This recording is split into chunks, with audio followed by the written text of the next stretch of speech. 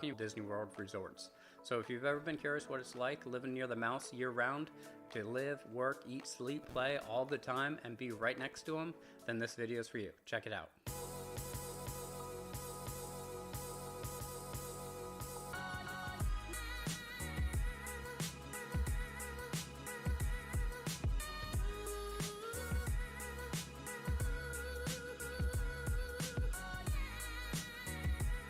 What's going on, guys? My name is Matt Baribeau. I'm a local realtor in the Central Florida area. I absolutely love what I do and helping people just like you buy and sell homes here in Central Florida. Now, my journey to Central Florida is actually pretty cool because it comes from Walt Disney World. The mouse himself pulled me down here. When I was back in college about 25 years ago, I actually got introduced to the Disney College program by one of the reps that were visiting my college at the time, and they introduced us talking about all the cool things on these Disney internships and what they would be like if you came down to live, work, and play down here while you were in college. So I journeyed down here with one of my buddies, and I actually started working inside the parks at Magic Kingdom. I started actually working as an operations guy, working at some of those rides like It's a Small World, which drives me nuts. That's a little bit of my craziness. Peter Pan's Flight, Dumbo, you name it. And I actually journeyed over to becoming a dream maker, walking around the parks and making magical dreams come true. During that time, I absolutely fell in love with the Walt Disney World experience and what they stood for, and over the time, I've kind of just continued to be connected to the parks. So I've certainly learned a thing or two about some of the pros and cons of living near the Walt Disney World over the last 20 plus years, and today I'm going to be sharing with you some of those top things.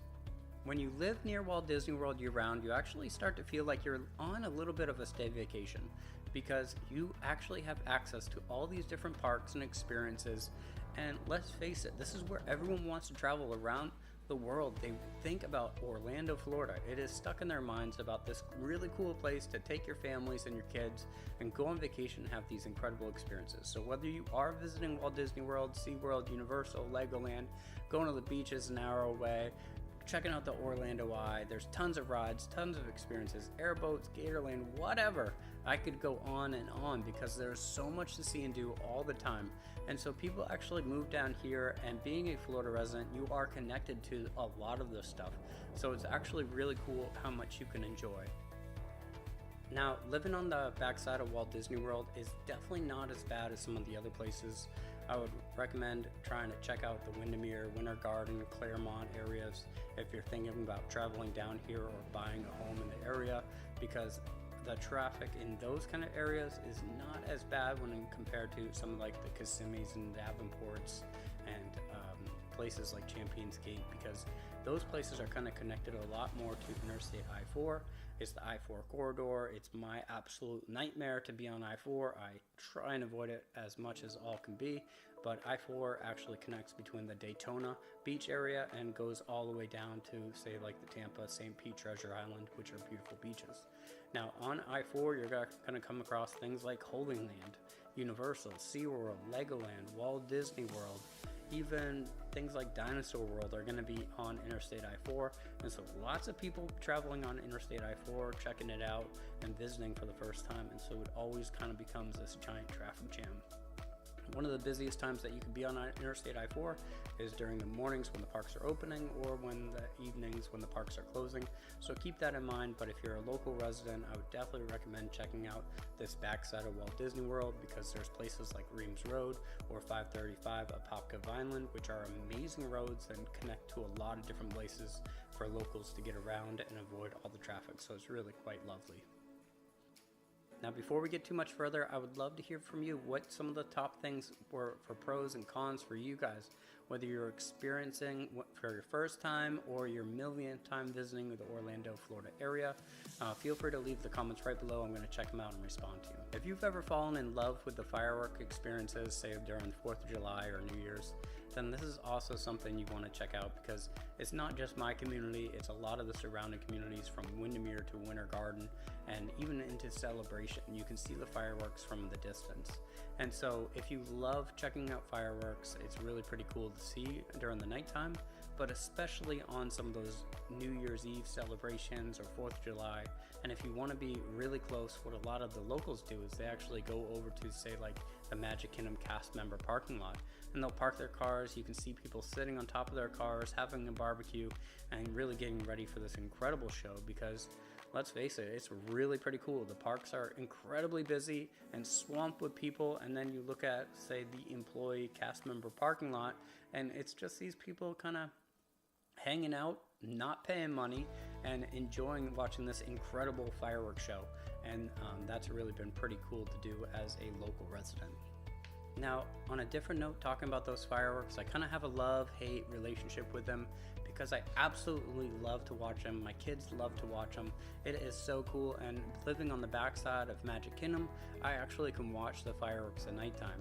They usually go off right around 8 o'clock right now, and you hear this crazy ba-doo-doo-doo-ba-doo, and like all this crazy loud banging and booming, and it's something cool to check out, but I do kind of hate the fireworks going off all the time, because there are definitely nights where I just don't want to hear it, or my kids are tired and you're trying to put them to bed, and you know, kind of hearing in the distance the boom, boom, boom, boom, like it's just kind of like, you're like, oh, just please stop. Luckily they're only 15 minutes long, and we can kind of get over that a little bit, but my kids love checking them out.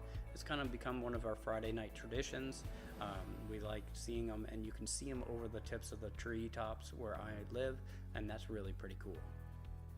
Now, I'm not gonna lie, I don't have access into those parks anymore. Magic Kingdom, Animal Kingdom, Epcot, Hollywood Studios, all of those prices are pretty expensive for those day passes, or even the Florida resident season passes, and so I'm kind of left in the cold when it comes to that. But I do still have plenty of friends that work for the parks, and occasionally they'll take me, which I'm so thankful for, because it's really pretty cool to go into those parks still.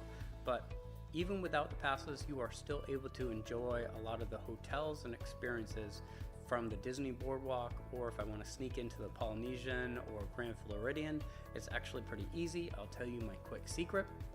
What you do is you actually download the Disney app.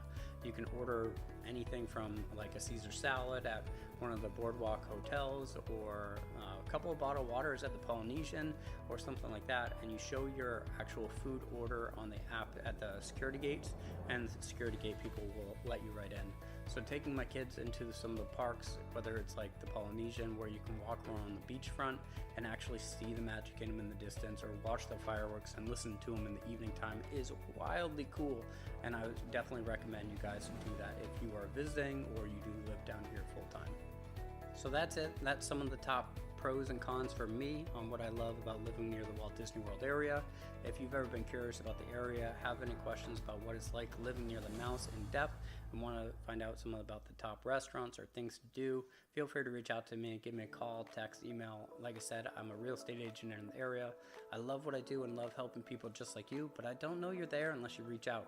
So feel free to give me a call, text, email, 24 hours a day. I'm totally here for you, and I would be honored to assist you if you're thinking about buying or selling, whether a primary residence or a vacation home. So give me a call, text, I'm here for you, and I'll catch you.